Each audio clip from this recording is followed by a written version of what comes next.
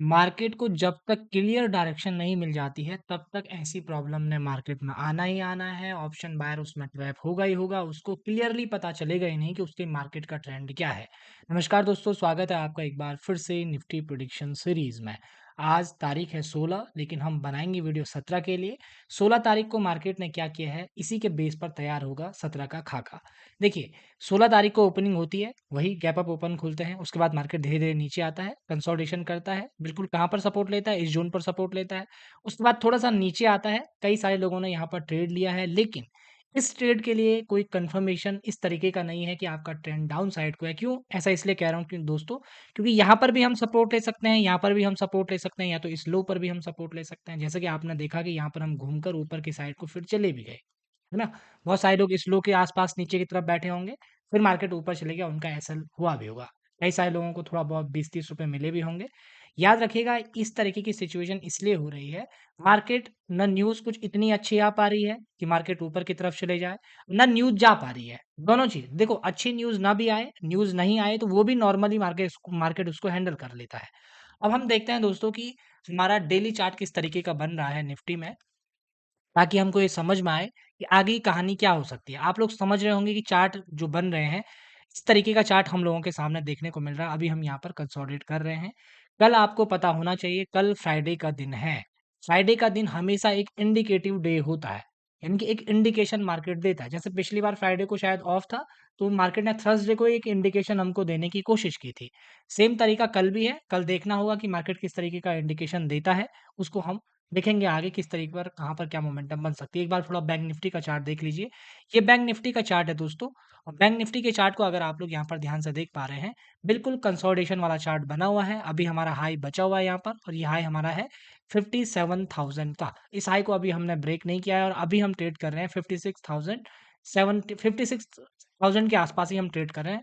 56,070 के आसपास ट्रेड हो रहा है ना? अब यहाँ देखिए, मैं आपको 2-3 चीज़ें दिखाता हूँ। आपको यहाँ पर समझ में आएगा। देखिए, ये चार्ट है ना, इसमें ऑब्जर्वेशनल करिए अगर आप, थोड़ा-सा यहाँ पर आपको देखने को मिलेगा, यहाँ पर एक लेवल आप लोगों को नज़र आएगा, जिस लेवल का नाम है 24,500। ये लेवल का डिस्कशन मैंने कल भी किया था, तो ये हमारे लिए एक रेजिस्टेंस होने वाला है।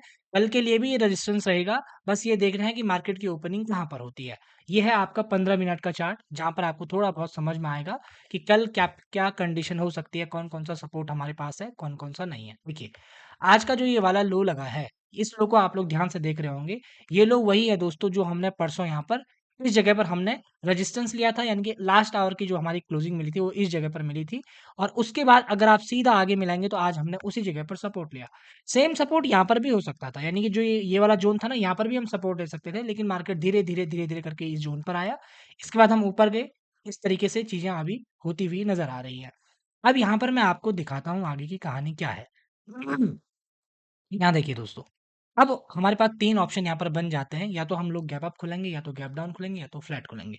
देखिए, सबसे पहला स्विंग है ये वाला, ये जो स्विंग हम बनाते हुए नीचे आया है ना, ये स्विंग बड़ा इंपॉर्टेंट रहने वाला है कल के सिनेरियो में। तो ध्यान से देखिएगा, अगर हम इस ज़ोन के नीचे, इस ज़ोन के ऊपर जहाँ पर हमें क्लोजिंग मिलेगी, अभी 20 मिनट और बाकी है मार्केट को क्लोज़ होने में, लगभग हमें इसी ज़ोन के आसपास कहीं क्लोजिंग मिलेगी। तो अगर हम इस ज़ोन के ऊपर और इस ज़ोन के नीचे ट्रेड करते हैं, तो सबसे पहले हमें क्या करना है, अगर और ज़्यादा नीचे खुलते हैं, अगर ये लो अभी टूटता नहीं है 20 मिनट तक, तो ये लो हमारे लिए इम्पोर्टेंट हो जाएगा। मार्केट को सपोर्ट करना पड़ेगा। ठीक है? मार्केट यहाँ से सपोर्ट करेगा इस ज़ोन पर, यहाँ कुछ पैटर्न बनाते हुए ऊपर की तरफ हम जा सकते हैं, क्योंकि कल मैंने बोला है कि इंडिकेटिव डे है। हो सकता है मार्केट आफ्टरनून में, है ना, 11-12 बजे के बाद ऊपर की तरफ जाना शुरू भी कर दे। लेकिन इसके लिए भी हमें 2-3 चीज़ें याद रखनी है। अगर हम यहाँ से ऊपर भी जाते हैं, तो यहाँ हमारे पास जो 500 का राउंड लेवल है, इसको हमने भूलना नहीं है। इस लेवल को हमें भूलना नहीं है, ये लेवल भी इम्पोर्टेंट रहेगा। और यहाँ से अगर कोई पैटर्न बनता है, कंसोलिडेशन यहाँ पर काफ़ी देर का होता है, तो हम इस लेवल के लिए यहाँ मुझे लगता है ऊपर की तरफ जा सकते हैं। और इसके बाद अगर हम गैप डाउन खुल जाते हैं, तो हमको तो पहले 24,000 का लेवल देखना है कि 24,000 के ऊपर खुल रहे हैं या नीचे खुल रहे हैं। ऊपर खुल रहे हैं और ऊपर की तरफ कोशिश हो रही है, तो देखना होगा कि मार्केट किस तरीके का बिहेव करता है। जो ये क्लोजिंग है, इस क्लोजिंग के तो हमें ऊपर जाना ही पड़ेगा, तभी जाकर कुछ कहा जा सकता है। और बड़ा गैप अप अगर खुल जाते हैं, मान लेते हैं हम 500 के ऊपर खुल जाते हैं, तो वेट करेंगे कि मार्केट क्या करना चाह रहा है, क्योंकि जो 24,500 का लेवल है, अभी हमारी क्लोजिंग जो चल रही है, 24,000 मतलब मार्केट का जो ट्रेड कर रहा है 24,200 के आसपास। तो यहाँ से 500 का लेवल करीब-करीब 300 पॉइंट दूर है और ये निफ्टी की रेंज भी है, तो यहाँ जाते हुए हमारी रेंज खत्म भी हो सकती है। मार्केट उसके बाद हो सकता है कहीं ना जाए, वहीं पर घूमता रह जाए।